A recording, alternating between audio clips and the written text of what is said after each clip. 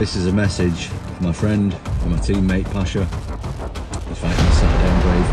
Just want to say massive good luck to him. He's on a good roll at the moment. He's on a good win streak and he's going to keep it up. So best of luck, bro.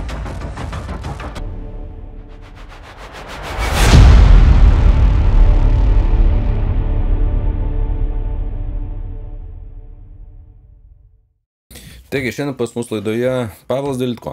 Mišių Kalnų sunkiasvoris, vienas iš kelių, kuris yra atlikęs Lietuvoje. Kažkaip pas mus bus tokia bemirštanti sunkaus svorio kategorija Lietuvoje.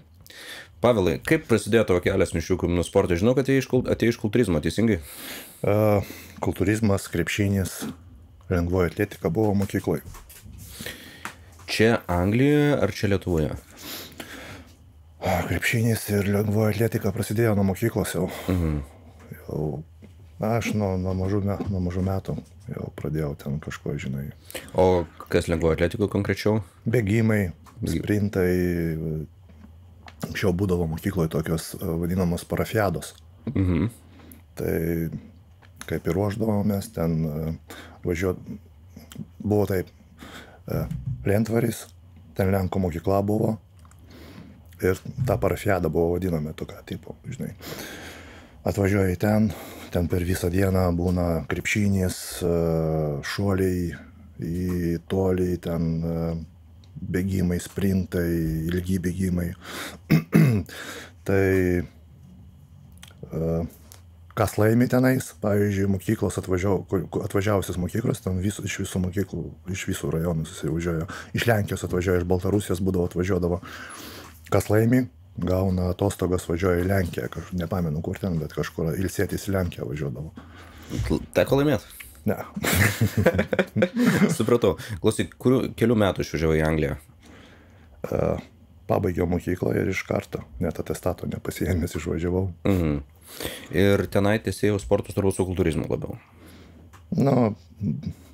Daugiausiai atkačiavimusi tiesiog, žinai. Nebuvo, kad varžybinių kultūristų siekiai būtų? Žinai, iš pradžių nebuvo, bet po to kelių aš buvau 20 gal 5-6. Tada aš nusprendžiau padaryti porą varžybų. Padariau tuos varžybas, pirmose ir antrose užėmiau 3 vietą, berods.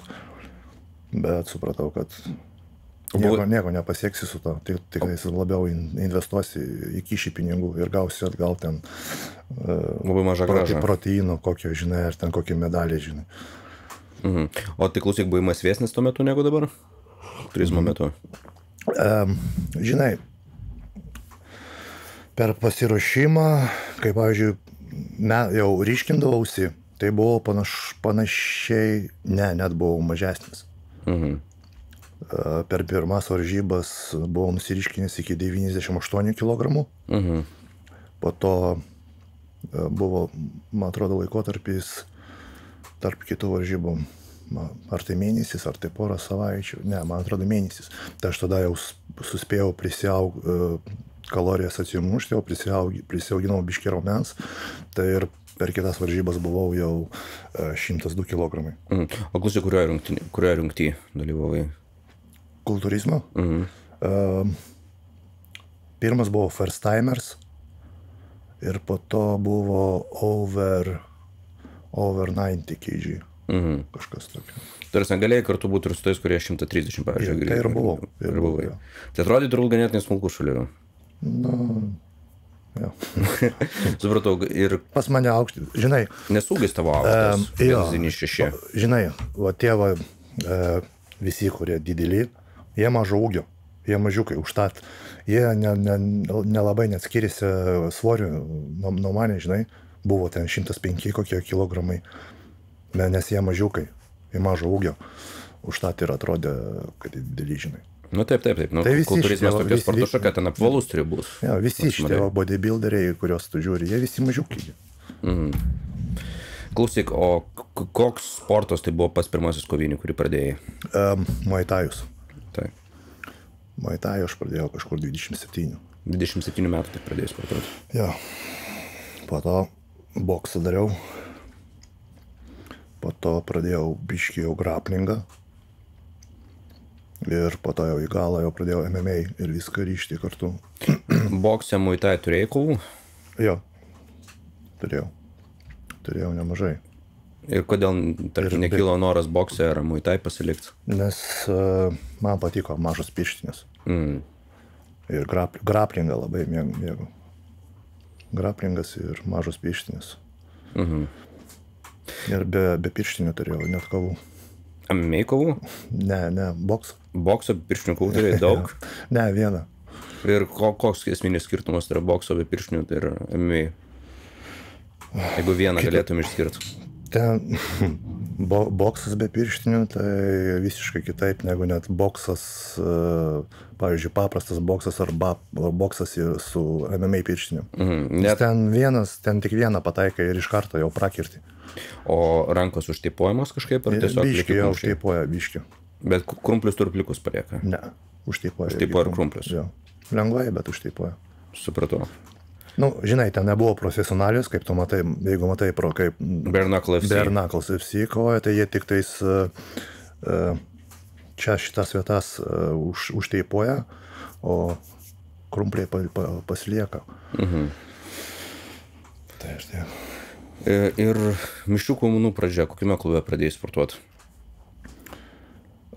Bostone buvo visiškai negirdėtas, ten mažiukas, ten porą žmonių gal tik sportavo, žinai. Dabar jau niekas ten jau neegzistuoja tas klubas net. Supratau, ir ten prasivedai savo pirmas kovas ar kažkur jau kitur? Ne per tą. Po to pradėjau, į kitą salę važiuoti pradėjau, nes ten nebuvo su ko sportuoti. Važiavau Visbičius, toks vadinasi. Tai, man atrodo, apie 30-40 minučių važiavimo nuo manęs. Ten jau biškai jau kitoks levelis buvo. Kai atėjau tenais, tai gaudinėjau biškai. Po to jau po metų gal kokių, jau neturėjau su kuo ten sportuoti. Jau tada sunkiasvorių trūkumas buvo? Jo. Na, aš turbūt, aš ir gal dar vienas sunkiasvoris buvo, kiti tokie, žinai, mažesni. Po to persikėliau į kitą klubą. Lincolne, tai irgi apie valandą važiavimo buvo. Ten irgi nebuvo labai sunkiasvorių, žinai. Man atrodo, vienas ar keletas buvo, bet šiaip mažiukai visi. Bet iš pradžių ir ten irgi gaudinėjau. Ten biškiau geresnis klubas irgi. Į pabaigą irgi neturėjau jau su ko sportuoti. Lokalinės problemos, ne? Mažų miestelio. Ja, ypač tenais, kur aš esu visiškai su sunkiasvoriais. Tai. Ir į pabaigą tai jau persikėliau į tą mūsų heavyweight gangą Spinalio. Kalbant apie Tomą Spinalį, teko tau sprenguoti su daug ko gyvenime. Kuo Tomas Spinalis, kas nežino, dabartinis jau vsilaikinas čempionas, skiriasi nuo kitų kovotojų? Greitis, kojų darbas,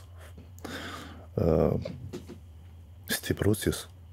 Jis visiškai nieko nevartoja, ten, žinai, kaip yra daug kas dabar sunkiasvorio, žinai, vartojančių ten visko. Tai jis visiškai švarus ir jis viską turi, viską, ką reikia. Bet tas faktorius turbūt, kad jis, lyginant su kitais sunkiasvoriais, labai retai turbūt, kada rasime žmogų, kuris sugebės būti toks atsipalaidavęs. Ja. Bet tai išskirtinė savybė. Jisai ir Cirilas Ganas, du tokie labiausiai. Bet jis atsipalaidavęs toks, bet prieš kovas, kiek aš žinau, tai jis labai, labai nervuojasi. Prieš kiekvieną kovą. Nervuojasi? Labai.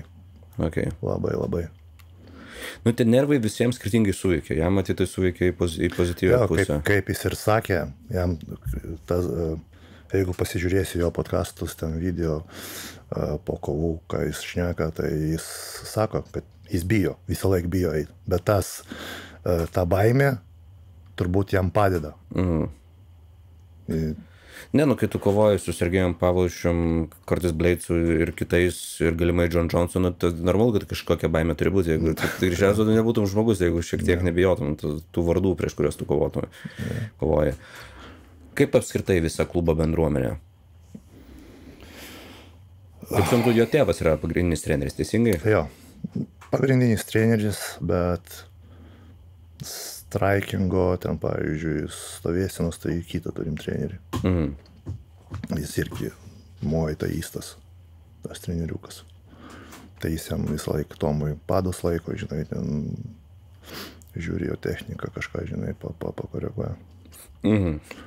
Net keista pasakyti, nes Tomas toksai atrodo, kad jis praktiškai nei alkūnių nenaudotų, nei kelių, nu tiesiog toks sudėjimas tos, kad jis ir taip sugeba su tam rankom susprokt, kad nelabai prireikia. Bet naudoja. Pasižiūrėk su Tibūra. Sena kova, neatsimenu jau netgi. Nesena, prieš kiek čia... 3-4 metai kokie? Kokie 3, ne. Kada prieš Tibūros kovą? Tibūra buvo gal, blemba, 1,5 metų, metai, 1,5. Londone buvo. Tikrai? Jo. Tai čia kovo, čia kiek prieš 2 ar prieš 3 kovos čia buvo? Čia buvo, dabar buvo... Dar buvo Bleicas, prieš tai buvo Pavlovičius ir prieš tai buvo Pavlovičius. Tas... Ne Volkovas? Ne, Volkovas buvo dar prieš. Volkovas dar prieš, supratau, susimaišiau tada. Ne, buvo Bleicas prieš ir Volkovas dar prieš. Okay. Tada jis gavo traumą su Bleicu ir tada po traumos jis jau su Tibūro. Supratau. Tibūro iš tiesų, kiek pamenu, ta kova truputį ir ilgiausiai iš visų išstovėjo, ne? Ne? Kiek laiko ta kova truko? Nu, žiūrėk, su Pavlovičius pervažiavo per minutę. Na ir man atrodo, Tibūro kažkas buvo panašiai. Bleicą dar greičiau, man atrodo, ne? Jo. Tai gal šiek tiek ilgiau, atidomu, gal minutę 30 ištempė? Kažkas buvo apie minutę, kažkas tokio. Sunkus svoris.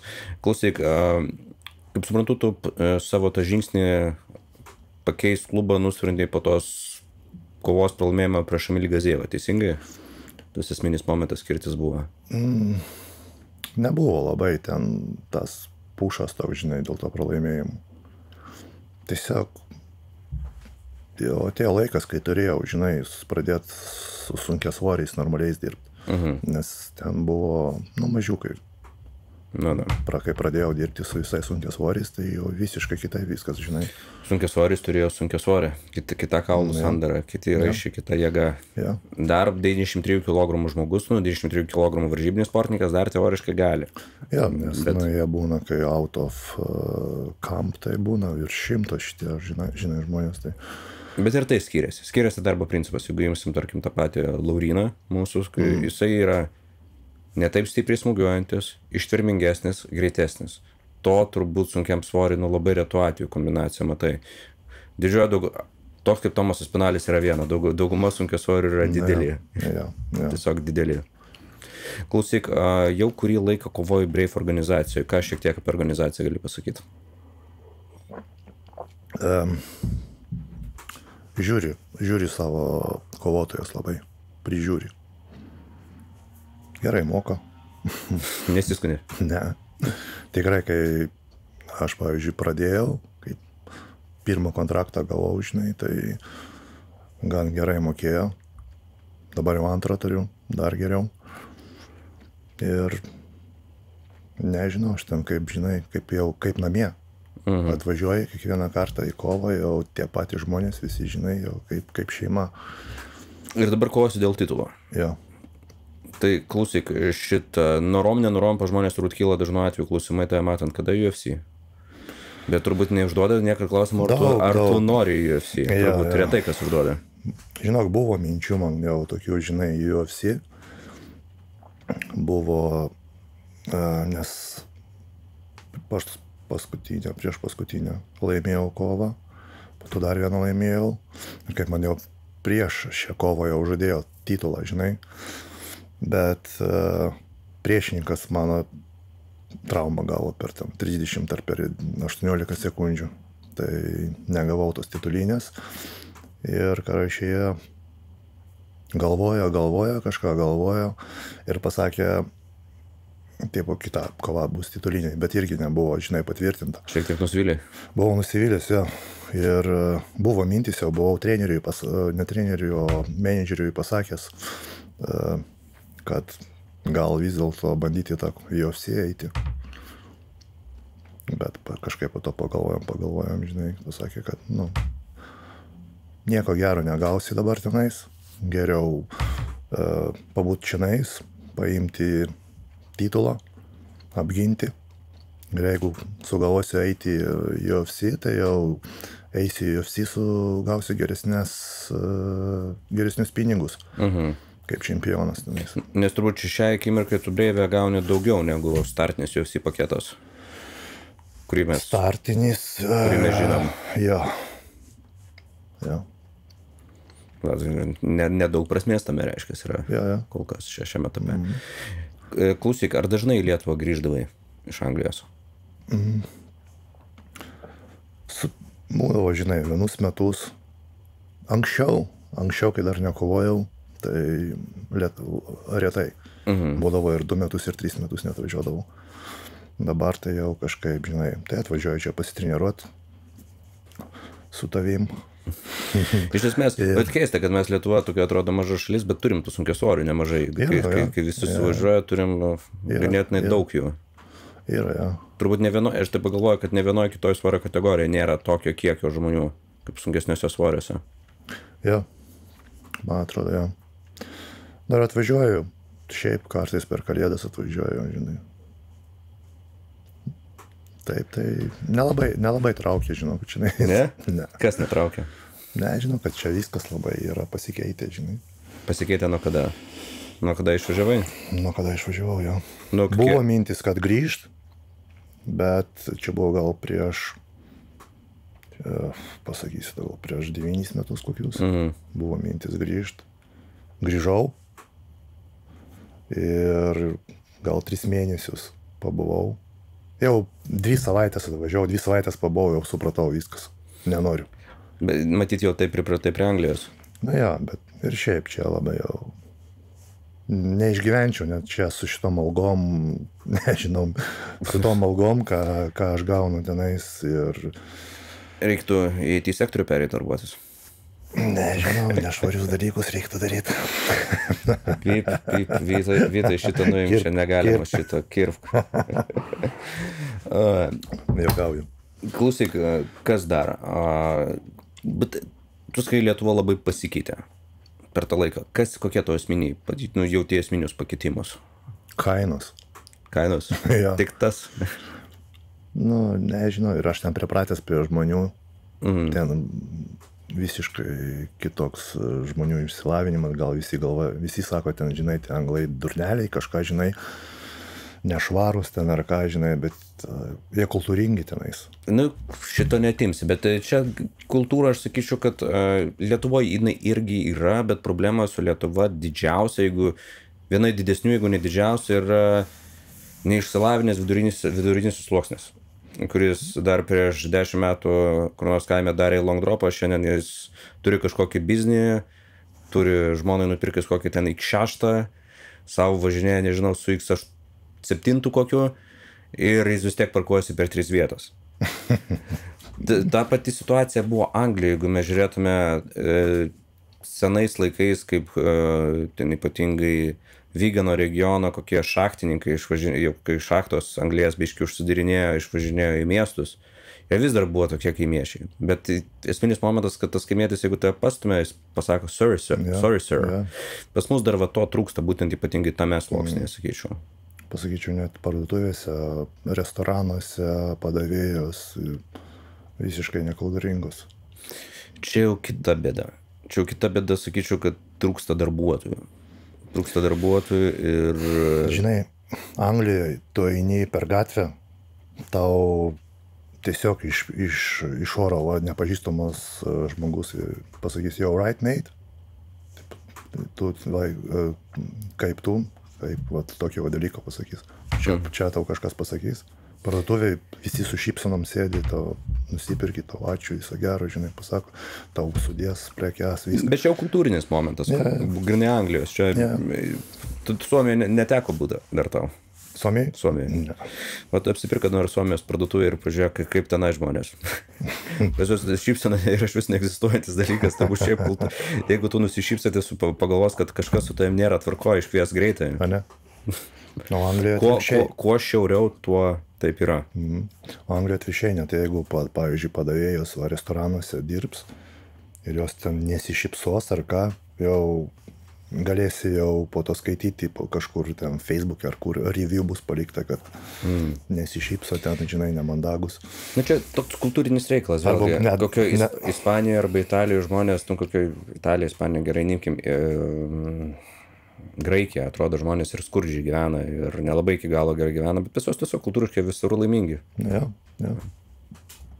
Pas mus tas tarpinis variantas, sakyčiau. Na, čia biški žemiau pasakyčiau. Tarpinis.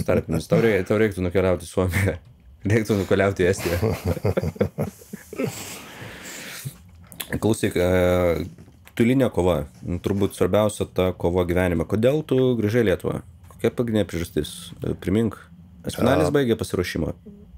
Pasiruošimas baigtas buvo ir sukovojo. Nes ten buvo, pas mus sukovojo tada 3 žmonės UFC. Tai va, visi sukovojo, Espinalis atostogų išvažiavo po kovos iš karto. Ir viskas, aš jau prieš kovą, jau 2 savaitę jau išvažiavau. Klausyk, tai šitą, kai nėra Espinalio, nėra ir salės. Ne. Šiek toks momentas, ne? Neteina niekas, jo. Na, aišku, jeigu koks Filip de Fraisas turbūt ruoštųsi kovo, Espinalis neturėtų kovos, turbūt padėtų pasiruošti. Ar nelabai? Žinai, Filas irgi, žinai, retokai atvažiuoja, nes jie turi ten savo salę Newcastle. Newcastle'as ganėtinai toli negaunasi? Nu, ten praktiškai tas pats važiuot, kas ir man. Tai kiek laiko? Aš važiuoju apie 3,5 valandas, 3. Kaip iki Klaipėdos?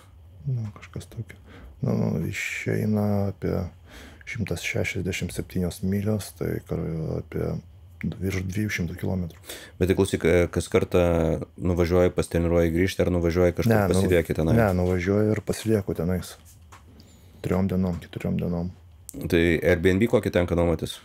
Ne, pas Gervę, pas draugelį. Pas Mindaugą Gervę? Ja. O jis ten ir gyvena? Jis gyvena Liverpoolį, tai ten gal 20 minučių nuo salės. Supratau. 30 minučių nuo salės. Klausyk, kur Mindaugas pats dingęs nesimato jau 100 metų kovose? Vedęs. Viskas? Vedęs, vaikas. Čia vienintelį, Laurinas 2 vaikus turi. Irgi dirba. Ja, jis dirba visai nuo 2 iki ryto. 2 ar 3 dienos pradeda ir dirba iki pačio ryto. Tai kažkas... Apsaugoja. Ja. Okay. Nu taip, aš vis laik galvoju, kad jis jaunesnis už tave, už mane, bet jis pažiūrėjau kažkada jis vyresnis, jam palei 39, turbūt. Ja, 39 ar 38 kažkas. Tai turbūt jau karjeros galas, ar tai, nemaldoma, ne? Vienaip ir kitaip. Nemanau, kad jis jau kovos, ja. Metai daro savo. Šiaip tai jis juda, bet... Net, man atrodo, jis tos ugnies jau nebeturi. Ko neturi? Ugnies. Ugnies nebeturi. Nėra to. Nes kai aš ten pradėjau su jais tada, tai jis ruošėsi kovai, ruošėsi, po to traumą gavo, pastoja ten jis kažkas nutinka, arba ten priešininkas iškrenta, arba taip jam ir nepavyko sukovoti. Ir vienas momentas, kur žmonės nesupranta, kad kuo tu esi aukštesnis, iš tiesų tuo tu daugiau linkęs traumom, kiek aš pastebėjau. Iki 1,96 m yra dar ta protinga riba. Po 1,96 m sekantis 10 cm pažiūri visus kovotojus, jie labai dažnai traumuojasi. Ar tai būtų Semis Šiltas, ar tai būtų tas pats Volkovas. Kažkokios mikrotraumos visą laiką. Bet čia toks sportas, čia belekas tas traumas gauna. Bet rečiau mažesnio ūgio. Nežinau, su kuo tai susiję. Nežinau. Nežinau, su kuo tai susiję. Ilgesnės galūnės. Gal koordinacija truputėlį prastesnė. Kuo aukštesnis jis. Reikia pasmindą pasiklausti. Netgi krepšinė tas pats, beje. Žaidėjai yra rečiau besitraumuojantis negu centrai. Ir centrai dažniausiai turi rimtesnės traumas. Kažkur kažkokia matematika yra matyti. Sunkesni, didesni, žalojasi, viens į kitą stumdusi. Turbūt. Ypatingai tais laikais, kai šakas dar žaidė, tai daugam tekdavo kažką pasitraumuoti. Žmogus tas, žinai, tai esi pas tave galva, pavyzdžiui, kas pas mane galva, pas didelė bus tokia pati galva kaip ir tavo. smūgį gausi ir nuo mažiuko, Kaklas didesnis, žandikaulis platesnis, vis tiek smūgis kitaip prisima, kai esi ne, bet sunkiasvoris. vis tiek gauni, tas nuo mažiuko gali gauti ir vis tiek jau užtaiko. Tas pats. Ir plus mes sportuojam su dideliais. Tai Tai faktas. Klausyk, pradėjai ganėtinai vėlyvo amžiaus sportuoti 27 metų. ja. Kokį tu patarimą duotum žmogui, kuris pradėjo sportuoti 27 metų per savo akis? Jeigu siekia būti varžybiniu sportininku. Arti visą laiką. Ką žinau. Darai, tiesiog eini ir darai. Per daug nepermąstyt. Ne, aš visą laiką pats savęs stumiau visą laiką. Ėjau aš kovas, pavyzdžiui, kai buvau mėgėjose, žinai, 27 pradėjau, pavyzdžiui, jo, bet pas mane tie gal pirmieji 2 metai buvo nelabai kokybiški. Nes ten buvo gal, vis tiek aš stumdžiau tos geležys, žinai, nebuvau ten, žinai, patyręs, Nežinojau, kaip tai darosi. Ja, nesportavau su žmonėm, kurie pakankamai daug žino apie tai. Aš praktiškai, normalių MMA kovotojų tapau, kai pradėjau su Aspinaliu. Nes pamačiau, kokios treniruotės, klausinėjau, kaip jie sportuoja, žinai, kaip jie valgo, viską. Ten visiškai kitaip, ką aš dariau, žinai. Ir pas mane ten buvo, žinai, per tos pirmus metus į savaitę pasidarai ten 3 treniruotės, 2 treniruotės. Nes aš dar dirbau, žinai, darbą turėjau. Ir, taip aš ten neruošdavausi, žinai. Bet po to, kai buvo lockdownas COVID-o, pirmas, tada su treneriuku, kur paskutinė mano salė buvo čia Lincolne lockdownas, tas irgi salė vadinosi lockdown. Okay. Tai kai buvo lockdownas, visus metus tos mes slaptai treniravomės. Ir per tą laiką aš ruošiausi profesionaliai, išėjai profesionaliai. Ir tu pas mus iš tiesų atvažiavai, ne pirmą kartą, aš galvoju, po to COVID-o metų, man atrodo, COVID-as praėjo, pirmą kartą tada pas mus atvykai, jeigu pamenu. Ne, vėliau. Vėliau? Vėliau, aš jau turėjau. Ne, kai COVID, ne pirmi COVID-o metai, bet kai COVID-as visiškai pasibaigė, tai apie 2 metus truko. Man atrodo. Aš tada jau buvau profesionaliai, man atrodo, 3-1. Kažkas tai tokio. Ja. Klausyk, Lietuvoje, nori kada nors sudalyvauti, ar atkovoji kokios nors varžybos Lietuvoje apskritai? Ne. Neteko varžybos? Ne. Nekalbu apie MMA, apie mėgėjų sportą. Palauk. Graplingą turėjau. Graplingą buvau, jo, praeitais metais.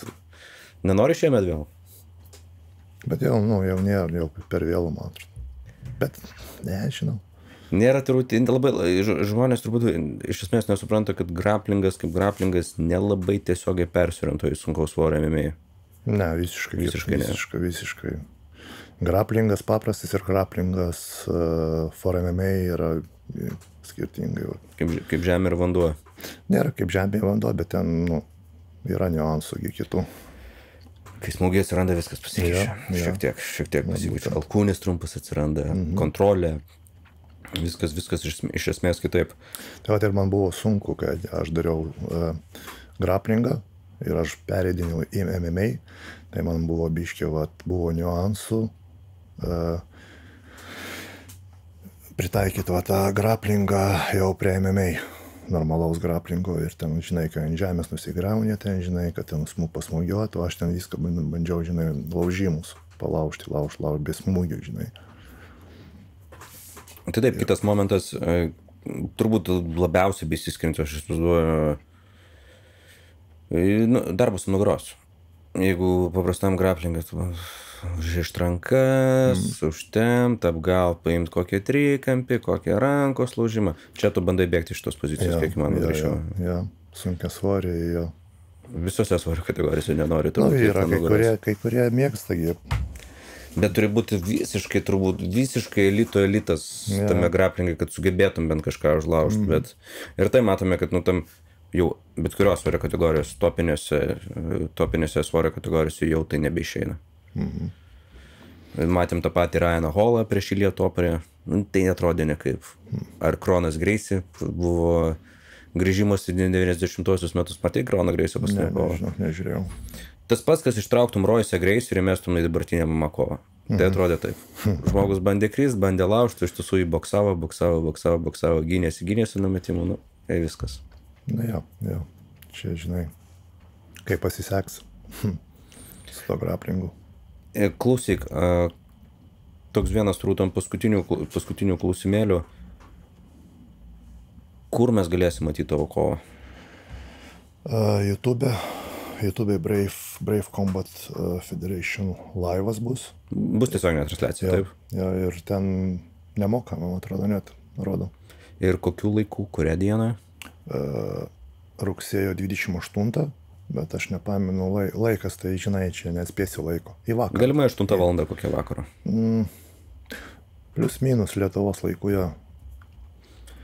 Gerai, Pavelai, buvo malonu su tam trumpai, drūtai pabendrauti ir ką, sėkmės tu sekančioje kovoje. Ačiū.